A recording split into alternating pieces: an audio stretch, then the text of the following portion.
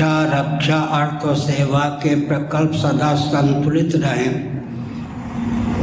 बिना परिवार नियोजन गर्भपात के जनसंख्या संतुलित रहे।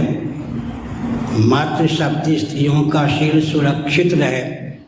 इसके लिए सनातन वर्णाश्रम व्यवस्था के अतिरिक्त और कोई व्यवस्था सटीक हो तो बताइए। फिर मैं बोलूं, हर व्यक्ति की जीविका जन्म से सुरक्षित, हर व्यक्ति का जीवन दुर्व्यसन मुक्त सनातन वर्णाश्रम व्यवस्था का मूल है। शिक्षा, रक्षा, अर्थ और सेवा के प्रकल्प सदा संतुलित रहें।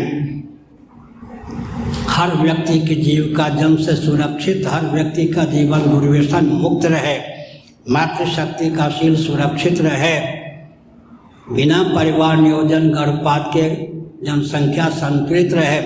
इसके लिए America, Britain, Germany, Japan, France के पास कोई विकल्प, कोई उपाय है क्या?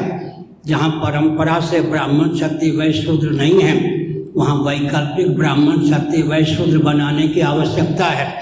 वैकल्पिक ब्राह्मण क्षत्रिय वैश्य शूद्र बनाएंगे तो समय का अधिक उपयोग होगा, संपत्ति का अधिक उपयोग होगा, संस्कार का फिर भी आधार नहीं हो सकेगा।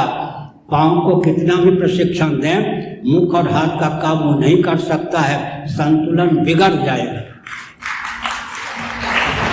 फिर से सुनिए, शिक्षा, रक्षा, अर्थ और सेवा के प्रकल्प जन्म से सुरक्षित नहीं माने तो वैकल्पिक आपको शिक्षक, रक्षक इत्यादि बनाने पड़ेंगे। वैकल्पिक ब्राह्मण क्षत्रिय वैश्य शूद्र बनाने में समय का अधिक उपयोग होगा, संपत्ति का अधिक उपयोग होगा, संस्कार का आदान फिर भी नहीं हो सकेगा और संतुलन बिगड़ जाएगा। तो ये जो पाश्चात्य जगत को अभिशाप प्राप्त है, उसी अभिशाप के चपेट में भारत को आप लाना चाहते हैं क्या? आगे अच्छा, एक और बात है, सनातन धर्म में फल चौर्य नहीं है, किसी को फल से वंचित नहीं किया गया। मैंने पहले ही वचन उद्धृत किया है, स्वे स्वे कर्मण्यभिरता संसिद्धिं लभते नरः स्वकर्मणा तमभ्यक्ष्य सिद्धिं विन्दति मानवः। जो व्यक्ति सनातन सिद्धांत के अनुसार अपने वर्ण और आश्रम के अनुरूप कर्म करता है, उसे भगवत प्राप्ति का मार्ग सुलभ होता ही है। फल से किसी को वंचित नहीं किया गया। उदाहरण के लिए, विधिवत अग्नि का, अग्निहोत्र का परित्याग करके मैं सन्यासी हुआ हूँ। मैं भोजन नहीं बना सकता, लेकिन मुझे भोजन दिया जाता है, फल से वंचित नहीं किया जाता। तो शिक्षा, रक्षा, अर्थ और सेवा के प्रकल्प सदा संतुलित रहें। मातृशक्ति का शील सदा सुरक्षित रहे। मैं उदाहरण देता हूँ, महाभारत के अनुसार, अभिज्ञान शाकुंतलम के अनुसार, कर्ण ऋषि के यहाँ लाडली प्यारी किशोरी शकुंतला पल रही थी। क्षत्रिय भावापन विश्वामित्र के तेज से उत्पन्न हुई थी, मेनका के गर्भ से उत्पन्न हुई थी। अप्सरा का उदर ऐसा विचित्र होता है कि वह तेज को लगभग 45 मिनट की सीमा में ही लाला या लाली का रूप प्रदान करके प्रसव कर देती है। फिर अप्सरा जो होती है, बेटा या बेटी का पालन नहीं करती।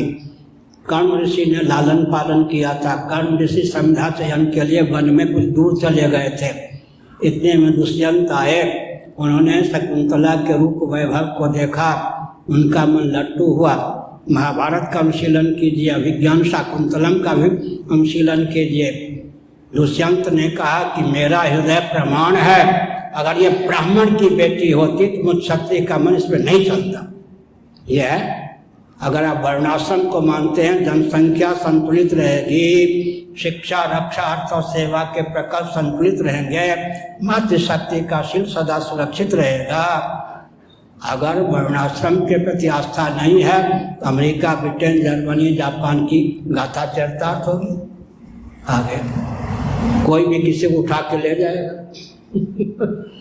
आगे एक दिल के टुकड़े 1000 हुए, कोई यहाँ गिरा, कोई वहाँ गिरा।